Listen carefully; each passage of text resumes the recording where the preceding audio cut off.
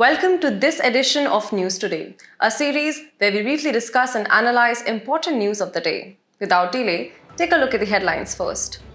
Denying women child care leave is violation of Constitution, says Supreme Court. Supreme Court expressed disappointment at inadequate implementation of Rights of Persons with Disabilities Act 2016 across states.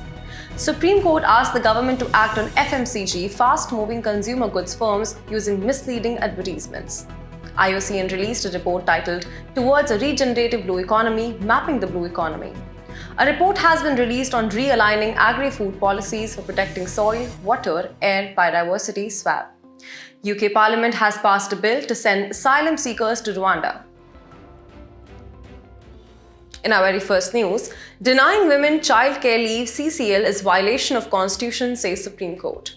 Recently, a two-judge bench has directed the government of Himachal Pradesh to review its policies concerning child care leave or CCL, especially for mothers of children with special needs. The key highlights of the top court's directive include the observation that when the state is the employer of a working mother, it cannot be ignorant of her responsibilities at home while serving the state. The court underlined that the participation of women in the workforce is a constitutional entitlement protected by Article 15 of the Constitution, which provides that states shall not discriminate on grounds only of religion, race, caste, sex, place of birth, or any of them. While examining the issue, the Supreme Court noted that maternity benefits given for delivering the child were not sufficient and are perhaps distinct from the concept of CCL. As you mentioned maternity benefits, let's also account in a few aspects about Maternity Benefit Amendment Act 2017. It provides for 26 weeks of paid maternity leave to women workers. Out of these 26 weeks, not more than 8 weeks shall be preceding the expected date of delivery. Moving further, take a closer look at the policy of child care leave or CCL. It is a provision under Rule 43C of the Central Civil Services Leave Rules of 1972. It allows female government employees to avail up to 2 years or 730 days of leave to take care of their children below 18 years of age for any child-related needs like exams or illness. Notably, there is no age limit in the case of disabled children. However, the state of Himachal Pradesh has not adopted these CCL provisions, which the Supreme Court has now termed discriminatory against working mothers. In conclusion, this ruling could have wider implications, with other states also coming under scrutiny for not providing adequate childcare support to working mothers in government jobs. In our next news, Supreme Court expressed disappointment at inadequate implementation of Rights of Persons with Disabilities Act 2016 across states. Starting off, let's understand about the Rights of Persons with Disabilities Act 2016. It was enacted to give effect to the UN Convention on Rights of Persons with Disabilities. Administered by the Ministry of Social Justice and Empowerment, its key features include covering 21 disability types, including physical and intellectual disabilities, mental illness, blood disorders, neurological conditions, etc. Right to free education for children 6 to 18 years with benchmark disability, and 5% reservation in higher education and government jobs. And lastly, penalties for offences committed against PwDs. Several key issues were highlighted by the Apex Court regarding the Act's insufficient implementation at the state level so far. This includes the non-appointment of state commissioners for persons with disabilities, a crucial regulatory body to monitor fund dispersal and Act implementation as mandated under Section 79. Many states have also failed to create dedicated state funds under Section 88 to provide financial support for persons with disabilities. The court noted the non-constitution of special courts and non-appointment of special public prosecutors for speedy trials of cases under the Act. It also criticized states for not having assessment boards to issue disability certificates or provide high support for persons with benchmark disabilities. Furthermore, the lack of authorities established to provide limited guardianship systems for joint decision-making between guardians and persons with disabilities was flagged. Going forward, to improve the implementation of the Act, all states need to urgently fulfill their obligations under the Act by appointing commissioners, creating state funds, framing rules for constituting authorities, and more. The Ministry of Social Justice and Empowerment need to establish robust monitoring mechanisms to ensure better compliance and implementation of this crucial legislation across the country. The Rights of Persons with Disabilities Act 2016 was a landmark legislation aimed at safeguarding the rights and welfare of persons with disabilities in India. However, years after its enactment, the Supreme Court has had to step in and pull up state governments over poor implementation, as the road to an inclusive society begins with effective implementation on the ground.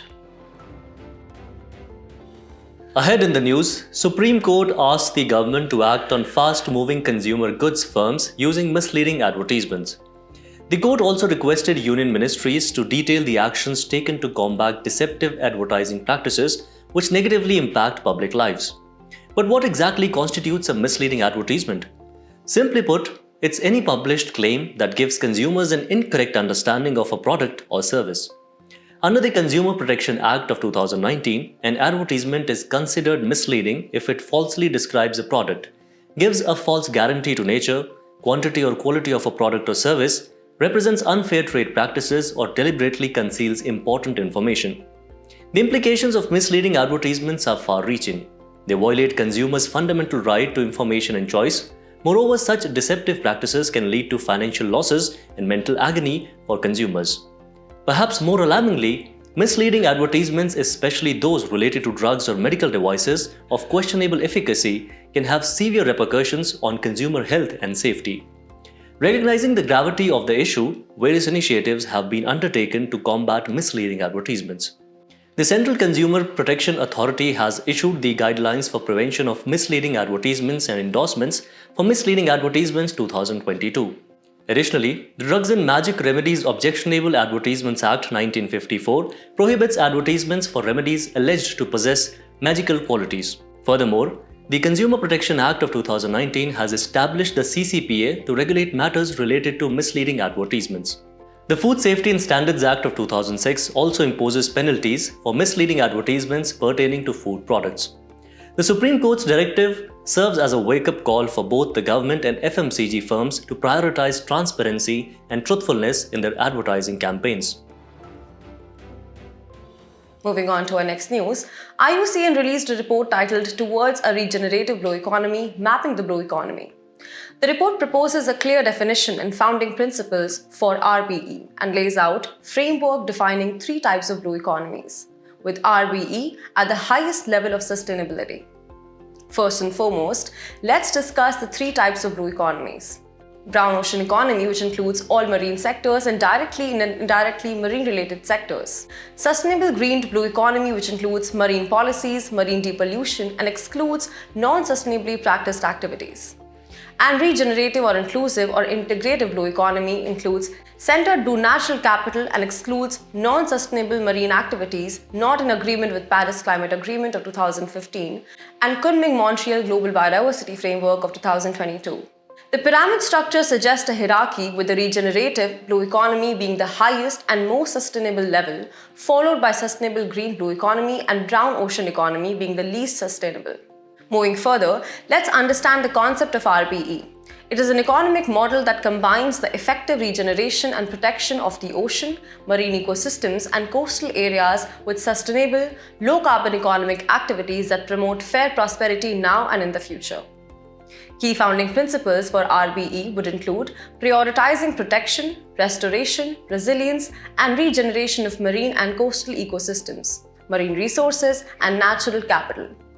Ensuring inclusion and fairness, solidarity, well-being and resilience for impacted communities, having inclusive and participatory governance systems with scientific input, and specifically accounting for the needs of coastal populations and indigenous peoples. Certain extractive activities like oil extraction and deep-sea mining are excluded due to being incompatible with carbon reduction goals or threats to marine ecosystems respectively. To achieve RBE, the IUCN recommends redirecting finance towards regenerative activities, building scientific capacity in the Global South, and empowering local stakeholders to drive ocean conservation efforts. The report highlights several existing global and national initiatives aligned with RBE principles. These include IUCN's own Nature 2030 program, the Great Blue Wall Initiative, Clean Seas Campaign, Moroni Declaration, and Cape Town Manifesto to restore coastal ecosystems. In terms of national initiatives, India is building upon Maritime Vision 2030, Deep Ocean Mission, Pradhan Mantri Matsya Sampada Yojana, integrated coastal zone management. With mounting threats from climate change, pollution, and overexploitation, pursuing a RBE could be crucial for protecting the environment while allowing fair and sustainable use of ocean resources. Moving ahead in the news, a report has been released on realigning agri-food policies for protecting soil, water, air, and biodiversity. Indian Council for Research on International Economic Relations released a report on agri-food trends and analytics which sheds light on the influence of agri-food policies on India's agricultural production and emphasizes on the synergy of soil, water, air and biodiversity for sustainable food systems. Let's straightly explore the impacts of agri-food policies on soil, water, air and biodiversity. First, let's look at the state of our soils. Alarmingly, around 36% of soil samples in India exhibit organic carbon deficiency, and only about 34% of the nitrogenous urea applied is actually absorbed by crops. To address this, the report suggests switching to direct cash transfers instead of fertilizer subsidies. It also recommends that brick making should move away from using valuable topsoils to instead utilize fly ash from thermal plants. Water usage in agriculture is also a pressing concern. The share of groundwater irrigation has surged from 29% to 60% since 1950, while canal irrigation has dropped from 40% to 25%. Free and unmetered electricity has led to disproportionate extraction of groundwater reserves and lowered the water level. The proposed solutions include promoting micro-irrigation techniques like drip and sprinkler systems, diversifying crop procurement in line with local conditions, and altering water-intensive rice cultivation practices. Moving on to climate change, India's agriculture sector contributed around 13.44% of overall greenhouse gas emissions last year, excluding land use and forestry. Worryingly, the emission intensity of crops is rising, although it is declining from the livestock sector. To tackle this, the report recommends offering premium minimum support prices for low-carbon crops to incentivize farmers. Additionally, exploring carbon markets and carbon farming credits could be beneficial. While challenges exist, this report provides a roadmap towards a more sustainable and reliable agricultural future. Moving ahead in the news, UK Parliament has passed a bill to send asylum seekers to Rwanda. UK Parliament passed the Safety of Rwanda Asylum and Immigration Bill, which will give Britain's immigration authorities power to send any asylum seeker entering the UK illegally after January 2022 to Rwanda. It will apply to anyone who arrives in the UK without prior permission, even if their aim is to claim asylum on legitimate grounds. There are certain ethical issues related to the bill, such as critics argue that this violates the rule of law, as the bill overrides any existing laws preventing such deportations and compels courts to treat Rwanda as a safe country. Human rights organizations have raised alarms about the potential inhuman treatment of asylum seekers in Rwanda. Amnesty International and others have criticized Rwanda's human rights record, citing instances of ill treatment of dissidents, journalists, and refugees. Moreover, the bill is seen as a violation of the principle of non-refoulement, a core tenet of international refugee law, that prohibits the transfer of refugees to a country where they may face persecution or danger. The 1951 Refugee Convention, along with its 1967 Protocol, is one of the key legal instruments governing refugee protection, with non-refoulement as its core principle. With 149 state parties to either or both instruments, they outline refugees' rights and states' legal obligations to protect them. While India is not a party to the 1951 Refugee Convention or its 1967 Protocol and lacks a national refugee protection framework, it continues to grant asylum to a large number of refugees from neighboring states and respects the UNHCR's mandate for other nationals, mainly from Afghanistan and Myanmar. India conducts refugee status determination for asylum seekers from non-neighboring countries before granting asylum. The UK's decision to deport asylum seekers to Rwanda has ignited a heated debate around human rights, international refugee laws, and ethical obligations. The personality news for today is Narasimha Gopalaswami Ayyangar. Recently, Madras City Cooperative Building Society Limited completed 100 years, of which N. Gopalaswami Ayyangar was the first president. N. Gopalaswami Ayyangar was an able administrator, freedom fighter, and a politician. In 1905, he joined the Madras Civil Service and was appointed the Diwan or Prime Minister of J&K in 1937.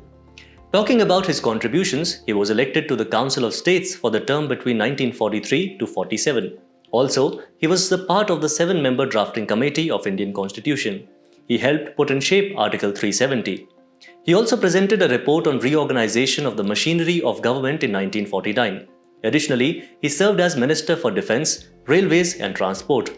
Through his actions, he exemplified the values of secularism, patriotism and objectivity. As we conclude today's main news, let's take a look at some quick updates. European Union has adopted new visa rules for Indian travelers to allow multiple entry Schengen visa with longer validity. Schengen area is world's largest free travel area comprising 27 countries. Started in 1985 as an intergovernmental project between 5 EU countries, France, Germany, Belgium, Netherlands and Luxembourg. External Affairs Minister for India participated virtually in the first ASEAN Future Forum held in Hanoi, Vietnam. ASEAN, or Association of Southeast Asian Nations, is an intergovernmental organization aimed primarily at promoting economic growth and regional stability among its 10 members. Competition Commission of India approved subscription to compulsory convertible debentures of Napino Auto and Electronics Limited by International Finance Corporation. CCDs are debt instruments that are convertible into equity at a specified time or on happening of specified events. CDOT and IIT Jodhpur signed an agreement for automated service management and network of 5G and beyond using AI under the TTDF. TTDF is launched by the Universal Service Obligation Fund, a body under the Department of Telecommunications. India and other members of the World Trade Organization criticized European Union's decision to extend its existing safeguard measures on steel products. Under WTO agreement on safeguards, members can temporarily restrict imports of a product if it threatens to cause serious injury to their domestic industry. Embassy of Israel in India joined Million Miyawaki Project, a community-led initiative aimed at improving air quality in Indian cities through mass afforestation urban spaces. World Health Organization has released a second edition of its global sodium benchmarks for different food categories. Sodium benchmarks is part of a broader WHO initiative to reduce sodium consumption and prevent chronic conditions related to high blood pressure and obesity. Tamil Nadu government is planning to denotify a seizable area of Pulicat Lake bird sanctuary. Pulicat Lake is located along the coast of Bay of Bengal at the border of Andhra Pradesh and Tamil Nadu. Before we go, it's time to put your knowledge to the test in today's segment of Test Your Learning.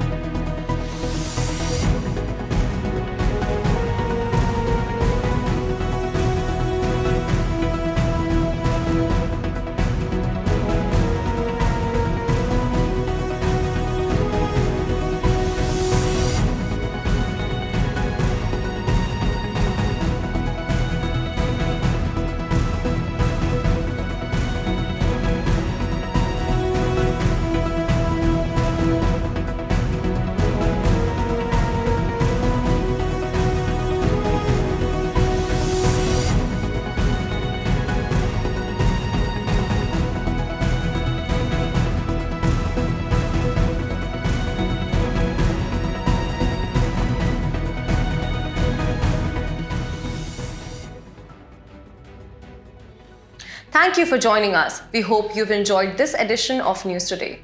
To get the answers to the quiz and to download the PDF of News Today, make sure to check out the links in the description below.